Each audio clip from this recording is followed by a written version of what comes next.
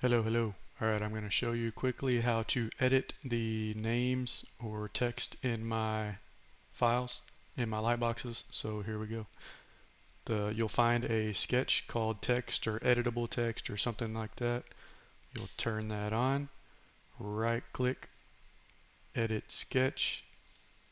Now you can double click on the text, change it to whatever you want. Change the font to whatever you would like.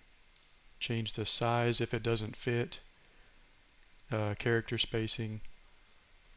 OK. And then finish sketch. And then that's it. Now you will hide this sketch. And now you can re-export your bodies. And then you're done. You could go to Shurdle.com/links to purchase any of your Bambu Lab printers or LED string lights. Any of these commissions would help me out greatly.